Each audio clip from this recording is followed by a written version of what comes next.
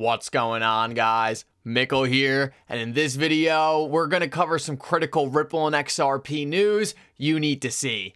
The Bitcoin maxis are out in full force. I'm going to show you guys something that was put out today that absolutely drove me crazy. More importantly though, I'm going to go over why this is actually such a bullish thing for the price of XRP, because in my opinion, it really demonstrates how early we are to this asset class and how ahead of the curve we really are. We also have some brand new predictions from the lawyers following this case on when they believe it's gonna end, and let me tell you guys are gonna hate it. I could not believe it when I saw it. I'm gonna show you guys what the lawyers are saying, when they now expect this case to end, but more importantly, we're gonna break it down and see if there actually might be more to this. I respect all the lawyers following this case so much, and they have done an outstanding job. But I kind of want to go over something with you that I don't think is really being taken into account, and I think it's a really important perspective you guys are going to want to see, so make sure you stick around for that. Last of all, guys, I'm going to show you why, despite what is going on in this case, despite the fact that this case is being dragged out forever, I am more bullish than I ever have been. Nothing has changed with the fundamentals of XRP, and I think this is really going to help you guys understand what you own and why this lawsuit is a big nothing burger in the long term. Guys, if you are new to this channel or come here all the time, please take a second to hit the like and subscribe button down below. It goes such a long way in helping to support this channel for free, and it means so much to me. If you guys are looking for a good place to buy some XRP, make sure to check out the link in the description below. With that said though, let's jump right into it, and I hope you guys enjoy the content.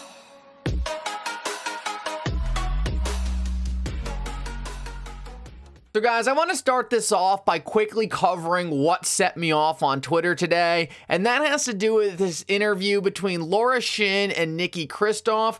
They were essentially talking about how they believe the crypto community has been counterproductive in the crypto community, calling out different regulators, specifically talking about Gary Gensler.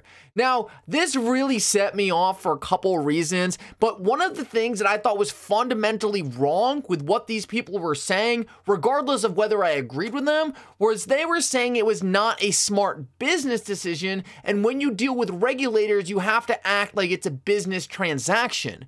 Now, that pissed me off so much because that's not the regulators' jobs. Regulators are put into power to serve the people, but that's not what's happening. The SEC is using its power to push its own agenda. The idea that we should be careful about how we express our anger towards this is ignorant to the fundamental problem. And this is exactly what's going on. We shouldn't have to be concerned about what we say on Twitter and about pissing off different regulators, because if they were doing their job, none of this would be an issue. No XRP holder I know has once asked for XRP to have special privileges no other cryptocurrency has. All we're asking for is a level playing field, and we are being denied this right. It is absurd to imply that we are in the wrong for calling out the SEC for their misguided and fundamentally corrupt behavior when we are simply trying to expose the problems going on at this agency. At the end of the day though, I really think there's two main reasons that people like this would be defending the SEC's actions, and that's for two reasons. One, they are clearly Bitcoin and Ethereum maxis, and if you follow any of their other work, this is very obvious. They don't feel a threat from Gary Gensler because both of those projects already got their free pass. So for them, more clarity for other projects simply means a disruption of the Ethereum Bitcoin monopoly that has been created by our regulators. But maybe most importantly, they understand that the XRP community is making a difference and have been a substantial reason Ripple has done so well in this case. I want to read you this tweet by Ashley Prosper because I thought it was spot on. The reason the case hasn't gone the SEC's way is in no small part thanks to the connection XRP holders and the XRP community have had to the case. Disconnecting from it would be the worst thing to do. We do not fear, we do not tire, we are the XRP army. I thought this was beautifully said. The XRP community community, the XRP army, is no doubt having a significant impact on this case. And I think the simple fact that these Bitcoin and Ethereum maxis are trying to tell us to stop shows how influential we really have been. No, I'm not saying go make threats to people or anything crazy like that, but stating your opinion on Twitter, stating your dissatisfaction is one of the best ways we can get in these politicians' heads and let them know that if they keep up their corrupt activities, they will without a doubt not be serving us the next time an election comes around. Now guys, it's time to talk about the main topic of this video. Did the lawyers following the Ripple SEC case just rug pull us? Obviously, no, they didn't just rug pull us. These guys have been doing an amazing job, but something just happened today that was honestly very unexpected. And if you want to know the exact details of why a lot of lawyers had the timelines wrong for this case, you should read through this entire thing by James K. Filan. We're not going to go through this entire thing. It's very technical, very complex, and really just says that the summary judgment filings are a lot more intricate than a lot of people have been telling us. And if we take a look at one specific quote he said, I think a more realistic timeline for summary judgment motions would be opening briefs in either July or August, and then all briefing completed by either October or November. So if you're thinking, oh, well, October and November, that's not bad. That's just the briefing. So if we take a look at what John Deaton had to say about this, John Deaton said, bottom line, we'll know more Friday, and Friday is the date that these parties are going to get together and start planning out the timeline for summary judgment. So it's very important we don't jump to any crazy conclusions, get too upset about anything before we see this. But John Deaton goes on to say, previously, I was asked for the best and worst case scenario. I said best case September and worst case late December. After more careful consideration, absent of settlement, which is very key, my new prediction is that the best case is late December. And that is nearing 2023 at the best case scenario. So there's something really important we have to look at here. All of this is all about summary judgment. It's about Ripple winning the case outright. One thing we know for sure, Ripple has always been on the right side of the facts, always been on the right side of the law, and their arguments have been destroying the SEC in court thus far. So this summary judgment, these new dates being proposed by the lawyers, have to do with Ripple winning outright in summary judgment. Now, I see a lot of lawyers on Twitter saying that they believe this is now a likely scenario, but I think it's so important to point out that this is not what they were saying just a couple short months ago.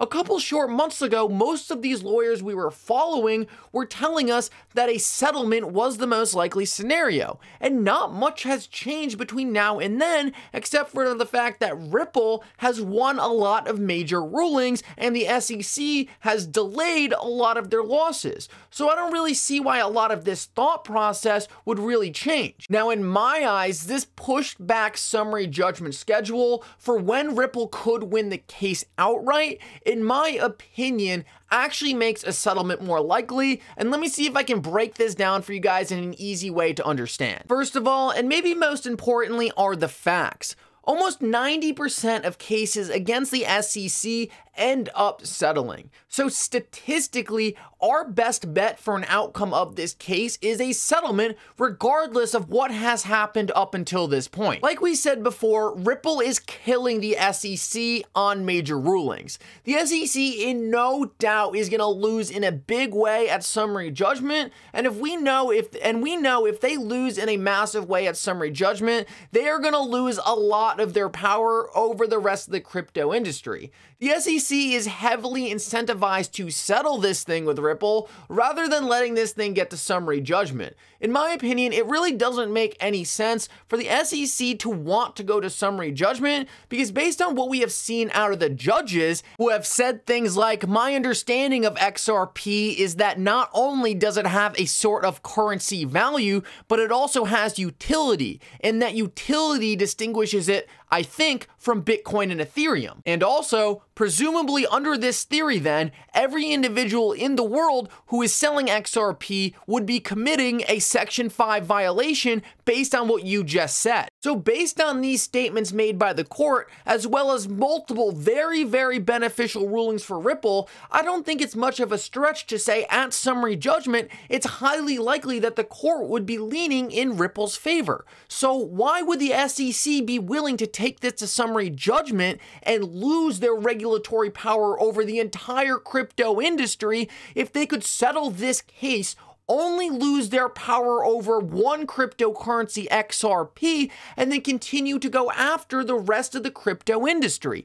It doesn't make any sense why they would push this thing to summary judgment. And with this extended summary judgment timeline we are now looking at, it also doesn't make sense for Ripple to take it all the way. If summary judgment was right around the corner, Ripple could say, hey, we might as well beat the SEC at summary judgment. We've already come all this way. Let's just end it. But instead, now if Ripple has to wait a whole nother year to end this thing, they might be incentivized to say, hey, look, SEC, we'll pay you what you want. Just tell us XRP is not a security in writing and we'll be on our way. That's good enough for us. You don't have to hand over the Bill Hinman emails. None of that gets leaked to the public. You can keep going after other crypto projects, but XRP is good and we're out of here. Based on everything I have seen, talking to different lawyers, following this case, it seems to me like this makes the most sense, statistically and in a way that benefits both parties. Now guys, like I said earlier, we're gonna have to wait till Friday to see how this is going to play out. Hopefully then we'll have a better idea of how all of this is going to go down, but this is my initial thinking as of now. I am confident that there will be a settlement. I don't think it will go to summary judgment based on how I think it will impact both parties, but also based on the statistics of other SEC cases. Those are just my thoughts though. I really hope you appreciated this video. Thank you so much for coming if you're still watching, and for now, Mickle out.